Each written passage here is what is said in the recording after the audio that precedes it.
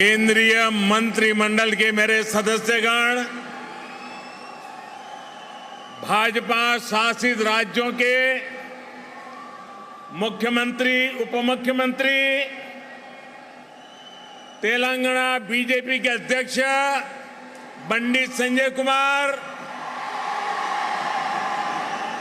भाजपा के अन्य वरिष्ठ पदाधिकारीगण, सांसद, विधायकगण, अन्य महानुभाव और तेलंगाना के मेरे प्यारे भाइयों और बहनों, आज ऐसा लग रहा है कि जैसे पूरे तेलंगाना का स्नेह यहां इस मैदान में ही सिमट आया है। तेलंगाना के अलग अलग जिलों से आप यहां इतनी बड़ी संख्या में आए हैं। इस स्नेह के लिए, इस आशीर्वाद के लिए मैं तेलंगाना का अभिनंदन करता हूं, तेलंगाना की धरती को वंदन करता हूं। भाइयों और बहनों,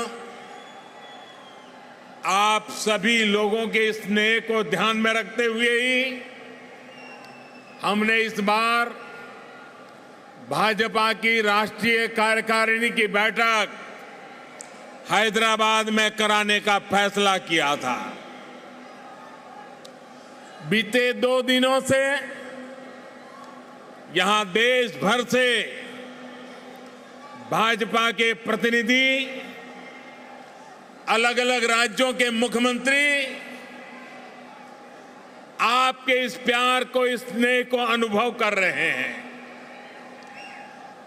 जिस तरह हैदराबाद शहर हर टैलेंट की उम्मीदों को नई उड़ान देता है, वैसे ही भाजपा भी देश की आशाओं, अपेक्षाओं को पूरा करने के लिए दिन रात मेहनत कर रही है। इसलिए आज जब हम 21वीं सदी के समर्थ, सशक्त, आत्मनिर्भर भारत के रोड मैप पर काम कर रहे हैं, तब हैदराबाद में हुए भाजपा के इस मंथन का विशेष महत्व है। साथियों, तेलंगाना के लोग पूरी दुनिया में कड़ी मेहनत और देश के विकास के प्रति समर्पण के लिए जाने जाते हैं। तेलंगाना में कला, कौशल, कर्मठता भरपूर है। तेलंगाना प्राचीनता और पराक्रम की पुण्य स्थली है। यहां भद्राचलम में श्री राम से लेकर यादाद्री में श्री नरसिम्हा तक, आलमपुर में जोगुलांबा से लेकर वरंगल में भद्रकाली तक, इस पवित्र भूमि से ईश्वरीय आशीर्वाद हमारे भारत पर अविरल बरसते हैं। विश्व प्रसिद्ध रामप्पा मंदिर से लेकर अद्भुत काकतीय तोरणम तक तेलंगाना का आर्ट और आर्किटेक्चर हमें गौरव से भर देता है। प्रताप रुद्र से रानी रुद्रमा देवी और कुमरम भीम तक तेलंगाना की इस वीर भूमि के शौर्य और बलिदान की गाथाएं अतुलनीय है।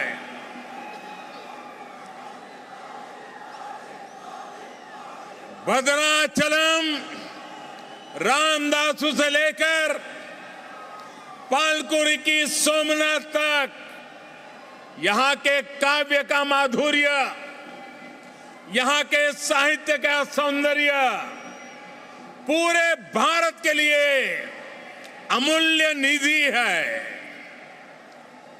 इस धरती की ये आस्था, ये श्रद्धा और ये विरासत हमें जन जन की सेवा के लिए समर्पण की ऊर्जा देती है। इसलिए साथियों, ऐसे तेलंगाना का विकास, चौतरफा विकास भारतीय जनता पार्टी की पहली प्राथमिकताओं में से एक है। सबका साथ, सबका विकास, सबका विश्वास और सबका प्रयास के मंत्र पर चलते हुए हम तेलंगाना के विकास पर निरंतर प्रयास कर रहे हैं। भाइयों और बहनों, बीते 8 वर्षों में हमने हर भारतीय के जीवन में सकारात्मक परिवर्तन लाने का प्रयास किया है।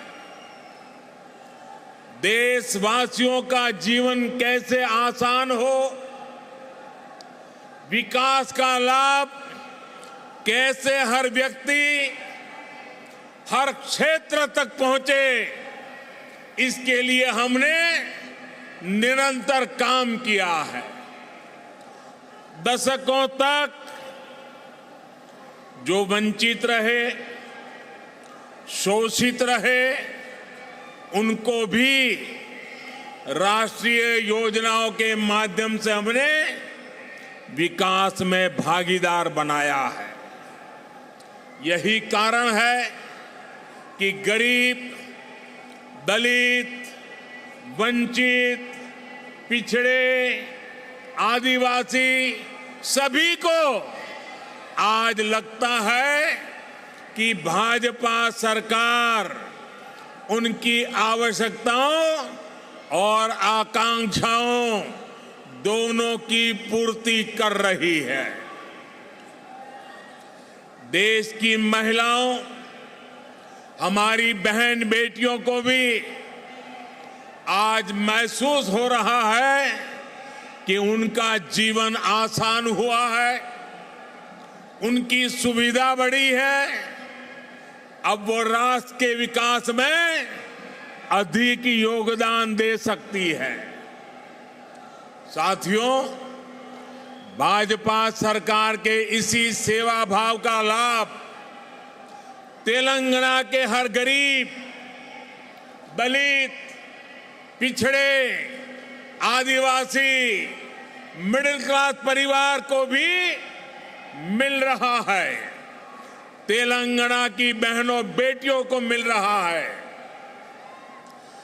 कोरोना वैश्विक महामारी के दौरान जब 100 साल का सबसे बड़ा संकट आया तो हमारी सरकार ने तेलंगाना के हर परिवार की मदद का प्रयास किया। पूरे देश के साथ साथ तेलंगाना के भी करोड़ों साथियों को तेजी से मुफ्त कोरोना वैक्सीन लगाई गई। तेलंगाना के गरीबों को मुफ्त राशन हो, गरीबों को मुफ्त इलाज हो। भाजपा सरकार की नीतियों का लाभ सभी को बिना भेदभाव मिल रहा है और सेवा भाव से मिल रहा है। यही तो सबका साथ, सबका विकास है। इसी वजह से आज देश के सामान्य नागरिक का भाजपा पर इतना विश्वास है। मुझे खुशी है कि तेलंगाना के लोगों का भी भाजपा पर ये विश्वास लगातार बढ़ रहा है। जहां तक मेरी नजर पहुंच रही है, जोश से भरे नौजवान दिखाई दे रहे हैं। आपका ये प्यार, आपका ये उत्साह आज पूरे देश को पता चल रहा है। 2019 के लोकसभा चुनाव में भाजपा ने जितना जन समर्थन तेलंगाना में हासिल किया था, उसमें निरंतर वृद्धि हो रही है। 2019 के लोकसभा चुनाव में भारतीय जनता पार्टी को आपने भरपूर प्यार दिया, भरपूर समर्थन दिया। मेरे प्यारे भाइयों बहनों,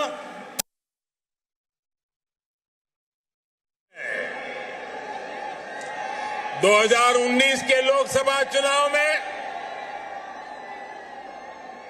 भारतीय जनता पार्टी को आपने भरपूर प्यार दिया, भरपूर समर्थन दिया। मेरे प्यारे भाइयों बहनों, भाजपा ने जितना समर्थन तेलंगाना में हासिल किया, उसमें निरंतर वृद्धि होती रही है। और ये वृद्धि ही भारतीय जनता पार्टी के प्रति आपके प्यार को दर्शाती है। आपकी इस निरंतर प्यार बढ़ता रहा है, निरंतर वृद्धि होती जा रही है, वो हर चीज में दिखाई दे रही है। ग्रेटर हैदराबाद के चुनाव में इसकी एक और झलक हमने देखी, जब भाजपा को अभूतपूर्व सफलता मिली। देश के दूसरे राज्यों में भी हमने देखा है, जहां जहां भाजपा की डबल इंजन सरकार है, उन राज्यों का विकास और जनता का विश्वास कई गुना बढ़ा है। यही आकांक्षा अब तेलंगाना के लोगों की भी है। तेलंगाना के लोग लगातार भाजपा की डबल इंजन सरकार के लिए जनता जनार्दन खुद ही रास्ता बना रही है। साथियों, यहां बड़ी संख्या में हमारी माताएं बहनें आशीर्वाद देने के लिए आई हैं।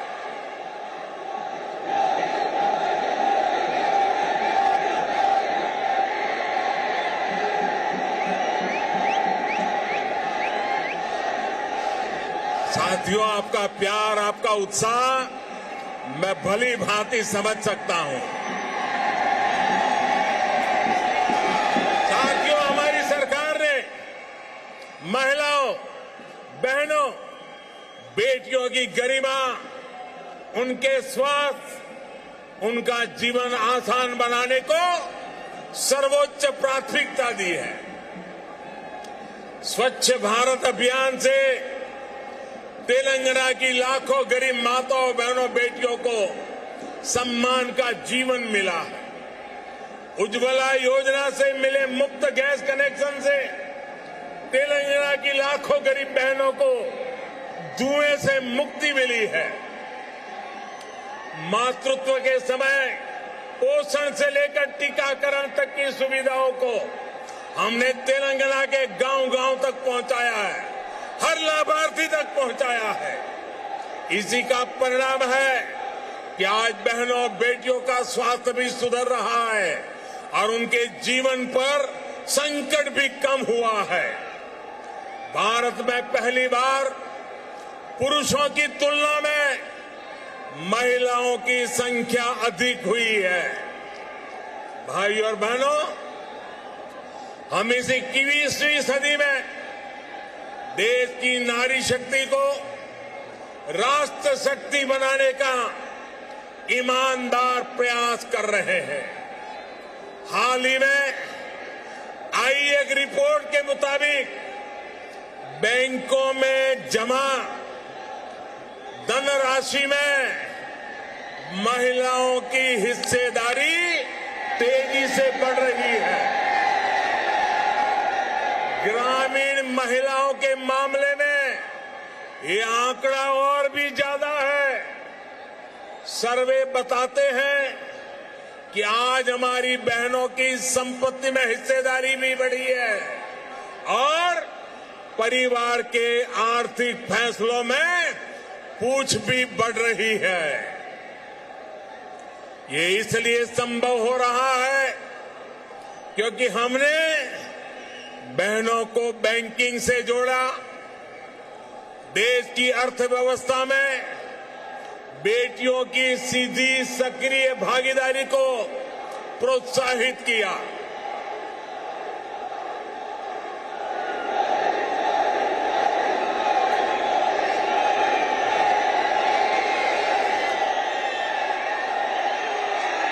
आपके प्यार के लिए मैं आपका अभिनंदन करता हूं, धन्यवाद करता हूं।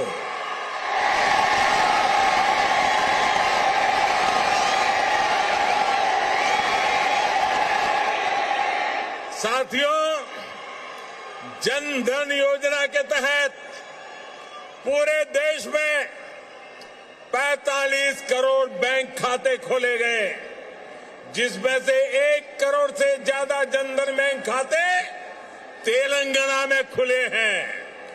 इन जनधन खातों में 55% से अधिक खाते महिलाओं के हैं। इसी तरह जो मुद्रा लोन दिए गए हैं उसमें से 2/3 से अधिक लोन महिलाओं को दिए गए हैं। स्टैंड अप इंडिया के तहत दिए गए लोन में से 80% से अधिक महिलाओं को दिया गया है। यहां तक कि रेहड़ी, ठेले, पटरी वाले देश के लाखों साथियों को भी केंद्र सरकार ने बैंकों से जोड़ा है। पीएम स्वनिधि योजना के तहत तेलंगाना में के भी हजारों साथियों को मदद मिली है। भाइयों और बहनों, तेलंगाना भारत में रिसर्च और इनोवेशन का भी एक बड़ा केंद्र है। कोरोना काल में वैक्सीन को लेकर, दूसरे साजो सामान को लेकर जो काम यहां हुआ है उसने पूरी दुनिया में करोड़ों जीवन बचाने में मदद की है। बीते 8 वर्षों से केंद्र सरकार इस इकोसिस्टम को सशक्त करने के लिए बड़े स्तर पर प्रयास कर रही है। हैदराबाद में आधुनिक साइंस सिटी बनाने के लिए भी भाजपा सरकार गंभीर प्रयास कर रही है। कुछ समय पहले national animal resource facility for biomedical research जैसा आधुनिक रिसर्च सेंटर हैदराबाद में तैयार हो चुका है। साथियों, भाजपा सरकार सिर्फ टेक्नोलॉजी और इनोवेशन के प्रोजेक्ट ही नहीं बना रही, बल्कि गरीब और ग्रामीण परिवारों के बेटे बेटियों के प्रतिभा को भी प्रोत्साहन दे रही है। नई राष्ट्रीय शिक्षा नीति में हमने स्थानीय भाषा में पढ़ाई को प्राथमिकता दी है।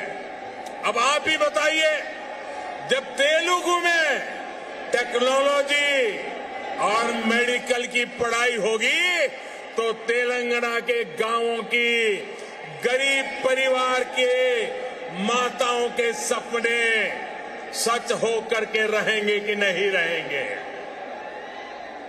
इससे आत्मनिर्भर भारत के निर्माण के लिए टैलेंट का पुल बड़ा होगा या नहीं होगा?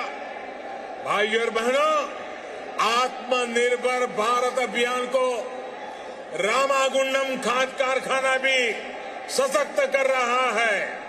आप सभी ये जानते हैं कि बीते दशकों में देश के जो अनेक खाद कारखाने बंद हुए थे उनमें से ये भी एक था।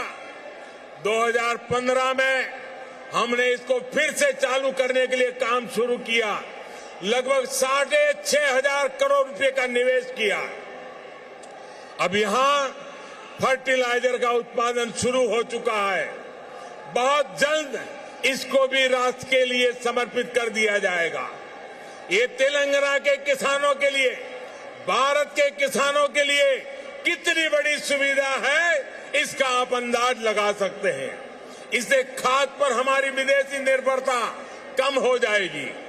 भाइयों और बहनों, हमारा निरंतर प्रयास है कि तेलंगाना के किसानों का जीवन आसान हो, उनको अपनी उपज का अधिक से अधिक लाभ मिले। तेलंगाना में पानी से जुड़े लगभग 35,000 करोड़ रुपए से अधिक के 5 बड़े प्रोजेक्ट पर केंद्र सरकार काम कर रही है। बीते 6 सालों में केंद्र सरकार ने तेलंगाना के धान किसानों से लगभग 1 लाख करोड़ रुपए का धान खरीदा है। धान किसानों को लागत का 1.5 गुना पैसा भी दिया है। इस बार भी धान की एमएसपी में 80 रुपये की वृद्धि कर उसे 2,000 रुपये प्रति क्विंटल से ज्यादा कर दिया गया है। भाइयों और बहनों, खेती हो या उद्योग, हर सेक्टर के विकास के लिए आधुनिक इंफ्रास्ट्रक्चर बहुत आवश्यक है। तेलंगाना का गांव हो या शहर, आधुनिक कनेक्टिविटी इंफ्रास्ट्रक्चर के लिए भाजपा के नेतृत्व वाली केंद्र सरकार अभूतपूर्व काम कर रही है। हैदराबाद में यातायात और सुगम बनाने के लिए केंद्र सरकार 1,500 करोड़ रुपए की लागत से 4 और 6 लेन के कई फ्लाईओवर और एलिवेटेड कॉरिडोर बना रही है। इस हाईटेक सिटी में जाम की परेशानी कम करने के लिए केंद्र सरकार 350 किलोमीटर परिधि की रीजनल रिंग रोड भी बनाने जा रही है। भाइयों और बहनों, हमारा प्रयास है कि तेलंगाना के कोने कोने तक बेहतरीन कनेक्टिविटी पहुंचे। पिछले 8 वर्षों में तेलंगाना में नेशनल हाईवे की लंबाई 2 गुनी हो चुकी है। 2014 में तेलंगाना राज्य में लगभग 2500 किलोमीटर के नेशनल हाईवे थे। आज 5,000 किलोमीटर लंबा नेटवर्क है।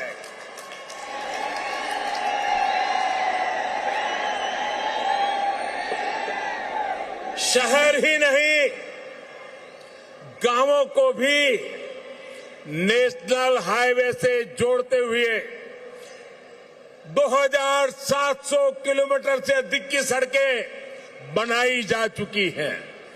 पीएम ग्रामीण सड़क योजना के तीसरे फेज के तहत लगभग 2,500 किलोमीटर की नई सड़कों के लिए भी 1,700 करोड़ रुपए से अधिक स्वीकृत किए गए हैं।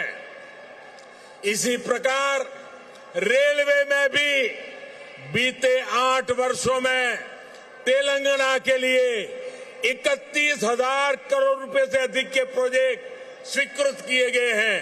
लगभग 180 किलोमीटर की नई रेल लाइन तेलंगाना में बिछाई जा चुकी है।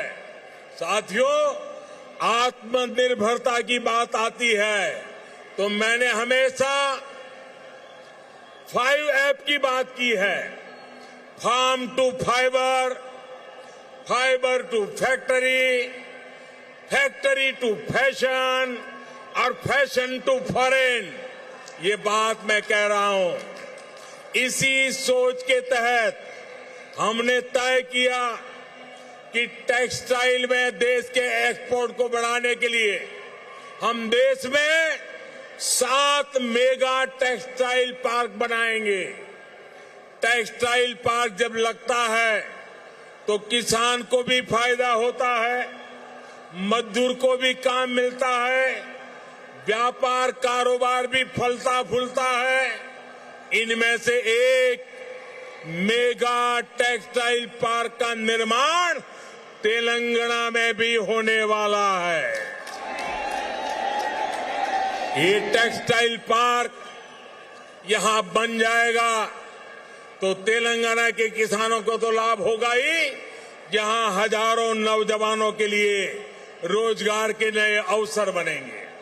साथियों, हैदराबाद देश की आत्मनिर्भरता का, देश के आत्मविश्वास का प्रमुख सेंटर है। तेलंगाना के दूसरे शहरों और गांवों में भी असीम सामर्थ्य है। यहां के खेतों में, यहां के किसानों के पास देश और दुनिया को देने के लिए बहुत कुछ है। यहां प्रकृति ने भी कोई कमी नहीं रखी है।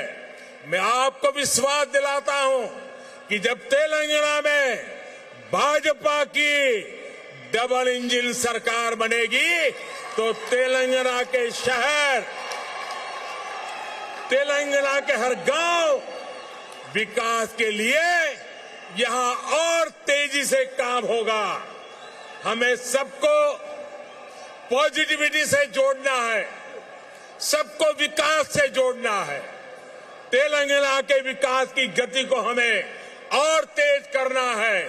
सबका प्रयास से ही हम तेलंगाना को विकास के नए शिखर पर ले जा सकते हैं। मेरे प्यारे तेलंगाना के भाइयों बहनों, विशेषकर मेरी माताएं बहनें, विशेष करके मेरे जोश से भरे नौजवान, आप इतनी बड़ी संख्या में हम सबको आशीर्वाद देने के लिए आए हैं। इसलिए मैं हृदय से तेलंगाना वासियों का नमन करके अभिनंदन करता हूं। आपका बहुत बहुत धन्यवाद करता हूं। मेरे साथ पूरी ताकत से बोलिए, भारत माता की। दोनों मुट्ठी ऊपर करके बोलिए,